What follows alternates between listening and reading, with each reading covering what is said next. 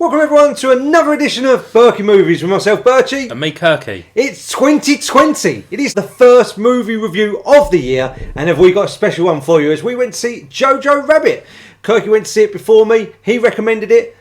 I went to see it, and we've got to say, it's a cracker of a film. Kirky told me who it was directed by, what he'd done previously. Thor Ragnarok, which I love. We both do. Love that film. Recommend it on that balance. So, yeah. Yeah, I've seen some of his other work as well, like what they do in the shadows. Yeah. I just think the guy's a comedy genius. It's so funny. Yeah, I mean, I'll cover that more a bit later because of course we will. The plot. Do you want to hit me with the plot? Yeah, it's set during World War II. It mainly follows a young boy, 10 years old. He is a Nazi and he becomes a member of the Hitler Youth. Probably the most fun thing about the film is his hero is Adolf Hitler. You know, standard. But he has Hitler as his imaginary friend. Yep. And they don't quite go on adventures together.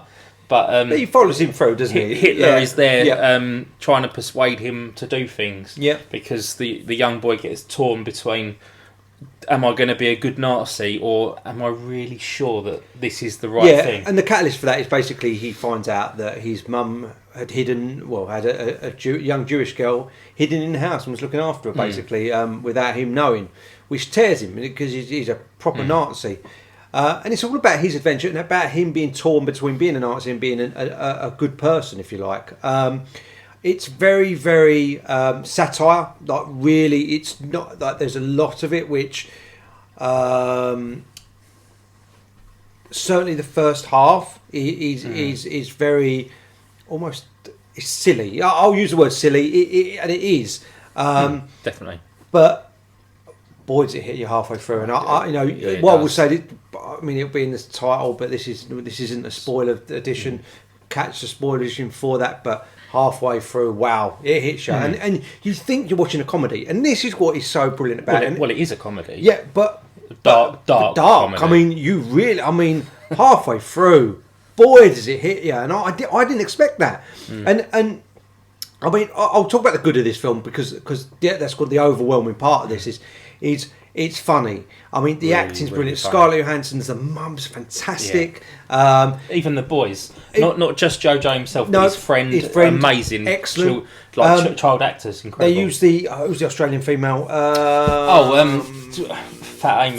From but she's very. I find she's very typecast now. Yeah. And she is a little bit in this, but she's used so sparingly that it works. Yeah. And I really enjoyed that. And all the. Sorry, I'm going to look her up because it's not doing her justice, is it? Just calling her Fat Amy. Thank you very much. Rebel Wilson is she's fantastic, and she is, but she's used sparingly, so it works. It really works for that. And what I've got to say is how he's. And I'll be honest with you, I got halfway through the film, and this is the only thing I weren't sure about. I got halfway through the film, and I know I say it a lot in reviews, but I didn't know where it was going. I was a bit, and I'm going to use the word bored, but not in the way that you think. It wasn't in a. No, but only because I didn't know where it was going. I thought this is really silly. This is just silly. Wow. And one man's silly is another man's genius. Yeah, hold on. But this is where it changed. Then when the middle part happened and it hit me, brilliance. And then I recognised it for what it was and I went, this is so... And do you know what? I loved it. So you've looked back on the beginning, like in hindsight. Now I love it. And now I love it. And now Fair I enough. absolutely love it. It was... And that's what happened is that I got halfway through and I was thinking, this is just not going well for me because I don't know what it's about. And then I kind of realised the whole thing, if you look at the film as a whole, it's basically in the eyes of a 10-year-old boy. And if you recognise that, rather than just seeing it as it's just this silly 10-year-old with a Hitler friend, imaginary friend, once I've recognised that part. And I'd realised that what he'd actually been doing, and this is how clever he is. This is how clever. What's his name? Taika Waititi. He's so clever. Is that whilst all that's happening, you're thinking you actually get into like the characters, and they're growing on you a little bit, and you don't realise. I didn't realise that was happening to me. I was thinking a bit. Even a lot of the Nazis really grow on yes, you, don't they? Yeah, and then it was really good. It was, and I was actually thinking, Rebel Wilson, Sam Rockwell's character. Rebel Wilson, her character is rotten, and she doesn't. She doesn't. She has no redeeming features, but no, and it's done well. So one of my funniest part of that film, I'll mention that in the spoiler one. But the kids, because of characters like Rebel Wilson, they just end up believing the most ridiculous stories. Exactly that.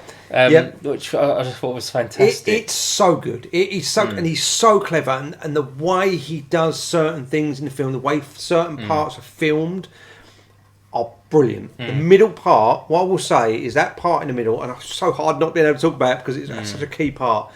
There's such a key part where he's planting these things throughout the film that you don't notice. You don't notice these things are happening. Little things that are drawn to the camera that you don't realise, that you don't know that you're looking at, but you are, and then boom, hits you with a massive bit off of it. Kind of like Tarantino films. Massive. The foreshadowing is really subtle. Very subtle. Absolutely. The way it then becomes so impactful when these things that you're not expecting. I wasn't expecting. No, I wasn't expecting. Just happen. Well, I heard it. The whole cinema gasped. All you heard was, that was it. The whole cinema. Yeah, it was at my showing as well. And it was brilliant. And you could hear a pin drop at that moment, which clearly we're not going to talk about. And it was so video. clever. It's genius. He's so good how he's done this. Yeah. I mean, there's not so much more we could talk about in this. The only thing I would say, for me, there's only a couple of little drawbacks I'm going to say with this. Okay. One is that I wouldn't have seen this film if you'd not recommended it based upon who the director was. Okay. Wouldn't have seen it. I don't think that. And when that's not the film itself, though, is it? No. But what I would say is that it was like, for example, with the I went to see when I was at football on the weekend, and I said to my mate, I said, I went to see Jojo Rabbit, fantastic film. And he went, I saw the name, just didn't really appeal to me. I think it has that struggle, and I think it has that struggle of a lack of appeal. Yeah, I think the title doesn't. Back. It's not Ronseal, is it? It doesn't say exactly what. No, and I think if you hear what's Jojo Rabbit, it just sounds a little bit. Yeah, I said, what is that about a rabbit? And then it's that natural thing of. So I think they could. Well, there is a scene with a rabbit, and Jojo Rabbit is the boy's nickname. Yes. But I don't think it's a selling point, and I think that's unfortunate. I think this is a film that is going to slip under the radar a little bit and not get the. Well, hopefully, word of mouth will do the job. Well, and more people it's had great reviews elsewhere. I mean, I know we're giving it a great review, but it had great reviews elsewhere as well. I've been telling friends and family about it. I don't know if it's actually making them want to go and see it. So have I. There are other bits that I weren't 100% on. Again, it's a slow burner for me, which holds it back slightly. And also, the very impactful scenes, almost... I'm going to talk more about this in the spoiler section. Almost didn't feel at home in the film because they were so impactful that I didn't get. I can't say it without giving it away. I'll cover it more in the spoiler. Cover the spoiler one, and I'll cover that more. But overall, fantastic start to the year 2020. I mean, notoriously bad for films, and it's hit us with a cracker. Hit us with a cracker straight off the off the cuff. It's potentially going to be my favourite film of the year. I agree. I'm with you there. I don't know. It's going to be tough for other films to beat it this year. And I'm glad what I did. I'm glad I've looked more at it as I've thought more back, because when I come out of here, out of the film, my score was slightly lower, but it's gone up. If it had been released in this country last year, I probably would have had it in my top 5 as well. Totally agree. Totally agree. Other than Endgame, I can't really think what I saw last year that would beat it. No. I know loads of people love Joker, and that will definitely still be in my top 5 or top 10. But I loved Jojo Rabbit. Absolutely loved it. I can't wait to buy it and keep it and watch it again and again. Yeah. There's so many funny bits. Yeah. So many funny bits. And it's the backdrop is the end of World War II. Yep. How can that be fun? It was just but it was handled so well. He's done such a good job. The emotion, the impact of some of the scenes. Yep.